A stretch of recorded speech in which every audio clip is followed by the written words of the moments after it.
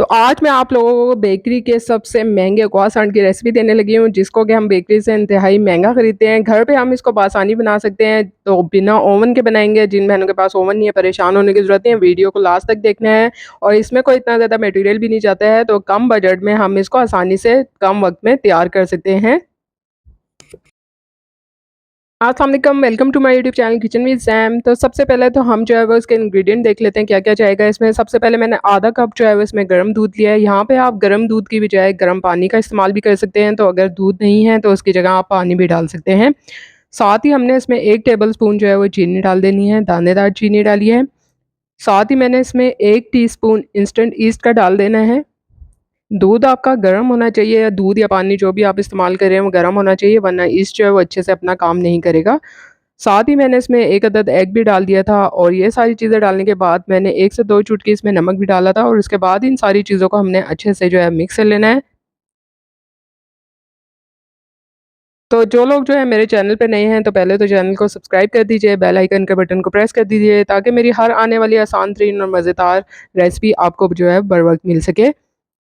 यहाँ पे जो है वो मैंने 2 कप मैदा लिया था और वो इसमें डाल देना है। तो ये सारी मेजरमेंट्स जो हैं वो आपने एक्यूरेट रखनी है, जो आपको मैं बता रही हूँ उसी हिसाब से इसमें जो है वो चीज़ें डालनी है, तो आपको जो है रिक्वायर्ड रिज़ल्ट मिलेंगे। अब मैदा डालने के बाद हमने इसको अच्छे तरीके से मिक्स कर लेना है और फिर हमने जो है वो उसको एक डो की फॉर्म में लेना है और इसके बाद मैंने इसमें 1 टेबलस्पून जो है वो मेल्टेड बटर रखा था और अब हमने इसको दोनों हथेलियों की मदद से अच्छे तरीके से स्ट्रेच कर लेना है। वही जो मैं अक्सर वीडियोज़ में आपको जो है वो डो गूँथने का तरीका बताती हूँ, कि इसको अच्छे से जो है वो आपने गूँथना है, तभी जो है वो आपकी डो जो है वो स्मूथ रहेगी। 3 से 4 मिनट हुए थे मुझे इसको जो है इस तरह से गूँथते हुए और अच्छे से जो है डो स्मूथ हो गई थी। तो यहाँ पे ये देखिए कितनी सॉफ्ट और स्मूथ सी हो गई है और इसके बाद मैंने इसको जो है वो एक साफ़ जो है बाउल में रख दिया था और कवर कर दिया था, थोड़ा-सा ऑयल जो है वो ग्रीस कर दिया था। देखिए आधे घंटे के बाद ये जो है डो साइज़ में डबल हो चुकी है। अब हमने जो है वो थोड़ा-सा इधर मार्बल पे जो है ना मैदा डस्ट कर लेना है और इसमें डो को जो है हमने इस तरह से, ये देखिए जिस तरह से मैं आपको दिखा रही हूँ ना लंबाई में, इस तरीके से आपने अच्छे तरीके से इसको बेल लेना है।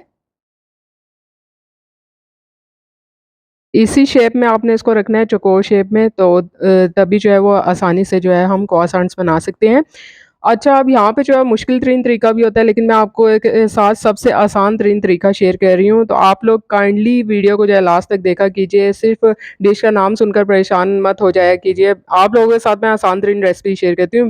बेशक वो दुनिया की कितनी उसका मुश्किल तरीन नाम हो, आप लोगों के साथ मैं उसको आसान तरीन बना के ही शेयर करती हूँ। तो हमने इसको इस तरह से जो है ना, जिस तरह से मैं आपको कट करके दिखा रही हूँ, पिज़्ज़ा कटर से जो है कट कर लेना है। कोई हमने जो है वो इसमें इतने ज़्यादा पेड़े नहीं बनाने हैं, कोई जो है हमने ज़्यादा रोटियाँ नहीं बेलनी है और इतना ज़्यादा कोई बटर भी नहीं लगेगा, जिस तरह से मुश्किल तरीन रेसिपी होती है croissant की, बहुत ही आसान तरीन रेसिपी है। अब इस तरह से हमने वन बाय वन इनको जो है बनाते जाना है, जिस तरह से मैंने आपको दिखाया।